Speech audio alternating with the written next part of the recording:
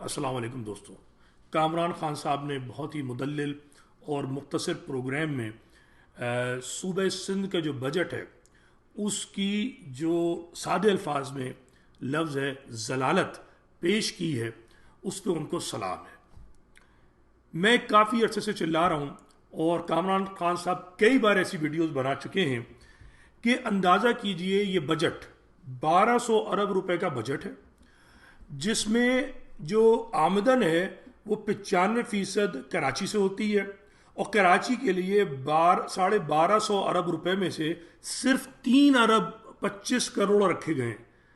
3 अरब 25 करोड़, जो 5% भी नहीं बनता। ठीक है।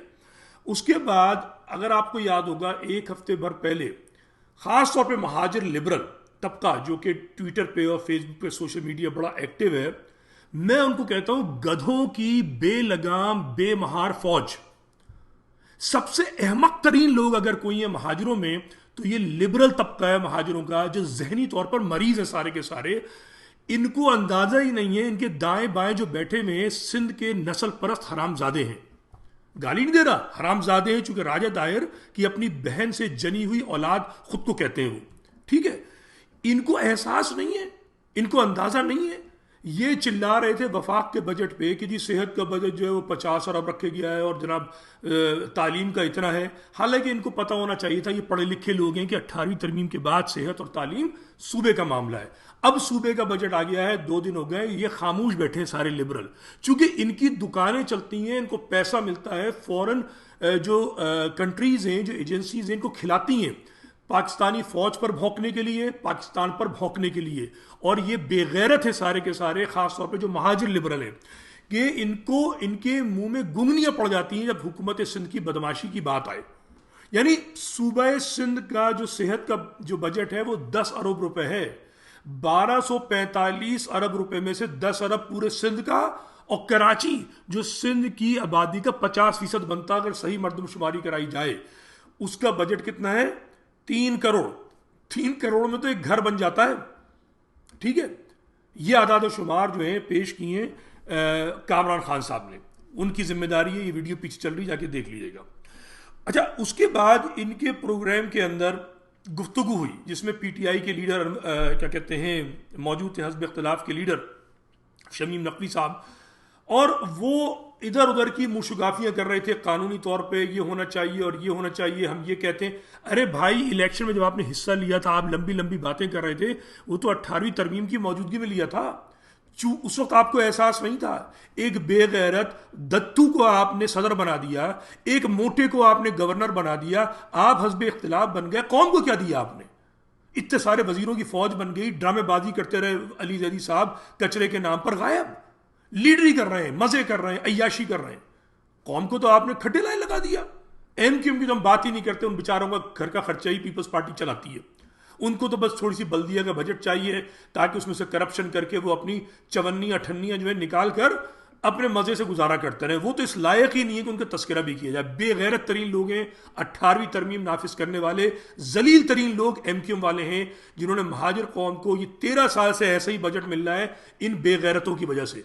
तो महाजिरों का सबसे बड़ा दुश्मन अगर कोई है वो तो एमक्यूएम है, मुत्तहिदा पाकिस्तान, जो आज भी 18वीं तरमीम को अपने लिए निजात समझती है। बहुत ही बेगैरत लोग हैं, उनकी तो हम बात ही नहीं करते। अब बात आती है क्या कहते हैं पीटीआई के लीडर्स की। ये बात कर रहे हैं जी K4 मंसूबा मिसमैनेजमेंट हो रही है, बेहिसी हो रही है। मुझे ये बताओ, ये अल्फाज जेब देते हैं? तुमने कभी सोशल मीडिया पे असेंबली में तकरीरें नहीं सुनी?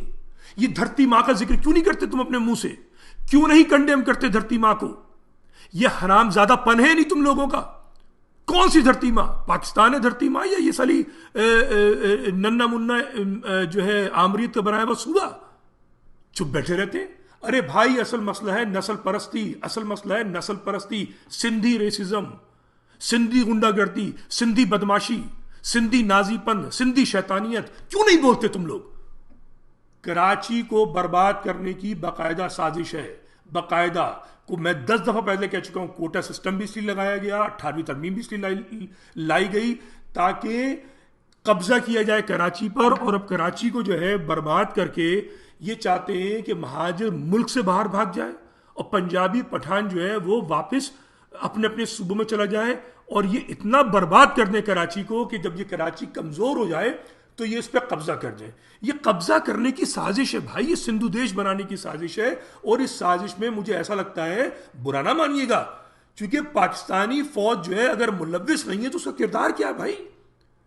अल्ताफ के खिलाफ मुकदमा पाकिस्तान में होता है और सजाएं जो है कत्ल करने वालों को हो जाती है, इमरान फारूक को, और वो जो कत्ल का हुक्म देने वाला है लंदन में याशी कर रहा है, उस पर कोई कार्रवाई नहीं है। भाई इमरान फारूक जो है ब्रिटिश शहरी, हुक्म देने वाला अल्ताफ ब्रिटिश शहरी, मुकदमा पाकिस्तान में क्यों चल रहा है?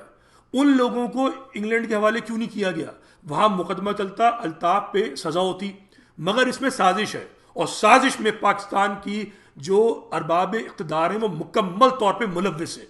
ये सब का खेल चल रहा है इस वक्त, और खेल है सिंधु देश बनाए जाने का।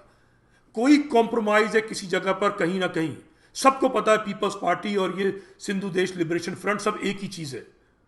एक पाकिस्तान का खेल खेलते हैं, दूसरे जो है वो इंडिया का खेल खेलते हैं, लेकिन खेल सारा का सारा एक सा है। और महाजरों को मैं 10 दफा बताता हूं कि चाहे पाकिस्तान रहे या पाकिस्तान के हस्ब इक़्तिदार की साजिश से सिंधु देश अल्लाह ना करे बने, आपके पास बचत का सिर्फ एक तरीका है कि आप अपनी ज़मीन मतरूका सिंध की बात करें। आप फर्जंद ज़मीन हैं, फर्जंद ज़मीन है उस तबादले की ज़मीन पे जो आपके बुजुर्गों ने की है सिंध से गए हुए हिंदुओं से। अगर आप ये बात नहीं करेंगे, अभी K4 मंसूबा बेहिसी मिसमैनेजमेंट, इसकी कोई हैसियत नहीं है। ये पूरा आपको रोहिंग्या बनाने, ये मैसूर ने बांग्लादेश की तरह मैसूरी ने सिंध बनाने की साजिश है। अच्छा, अगर नहीं है तो मुझे बताइए, कराची के अंदर इतना जुल्म हो रहा है, 13 साल से जुल्म हो रहा है, 5 साल से फौज बैठी हुई है कराची के ऊपर। क्यों भाई? कराची वालों को मुजाहरा करने की इजाजत क्यों नहीं है भाई? सूबाई असेंबली में धरना क्यों नहीं देते कराची वाले? मुजाहरे क्यों नहीं होते? ना जमात इस्लामी करती, ना PSP करती, ना MQM करती, कोई नहीं करता। जबकि सिंध के गांव देहातों गोटों से कुत्ता और लोमड़ उठ उठ के आ जाते हैं कराची पे, छोटी छोटी बात पे मुजाहरा कर लेते हैं, और ये फौज खामोश रहती है। रेंजर्स की गाड़ियों पे हमले हो गए, रेंजर्स मारे गए, और फौज खामोश है। तो इसके पीछे कुछ ना कुछ कहानी है भाई, सीधी सी बात है। हम तो पाकिस्तान जिंदाबाद इसलिए नहीं कहते कि हमें जूते चाटने का शौक है, हम जूतों पे तो लानत बेचते हैं। ये वतन हमारे बुजुर्गों के लहू का बना है, और जब तक ये वतन कायम है हम इसकी पासदारी करेंगे। हम इमाम हुसैन के मानने वाले हैं, यजीद इस्लाम की सल्तनत पे कब्जा कर ले कोई फर्क नहीं पड़ता, हुसैन ने सर कटा दिया था अपने नाना के दीन के लिए। ये हमारे बुजुर्गों का पाकिस्तान है। आज इस पे चाहे हस्ब इक़्तिदार में, हस्ब इख्तिलाफ में जो भी चोर चक्के बैठे हुए हैं, ये मुल्क हमारा है, हम इसके बानी हैं। ये बात हमें समझनी है, और मतरूका सिंध हमारी जमीन है, तबादले की जमीन। इस फलसफे को, इस नजरिए को महाजिरों को समझकर अपने हक की बात करनी होगी। और फौज में अगर जरा सी भी समझदारी है, जरा सी भी अकल इनके जो है वो खोपड़ियों में है, टखनों में नहीं है, तो इन पे जिम्मेदारी बनती है कि सिंधु देश की इस तहरीक जिसको पीपल्स पार्टी लीड कर रही है, इसको फौरी तौर पे रोका जाए, कराची को उसका इख्तियार दिया जाए। मैं मांगने मानने का कायल नहीं हूं, ये हमारी जमीन है। अगर वक्त आएगा इस कौम के नौजवान इस जमीन पे अपना हक खुद हासिल कर लेंगे, मगर आईन पाकिस्तान के तहत यहां पर मसावी हुकूक होने चाहिए। इन मसावी हुकूक के लिए ये पाकिस्तान बनाया गया था, इसलिए कुर्बानियां नहीं दी गई थी कि हमें जो है जलील किया जाए। बहरहाल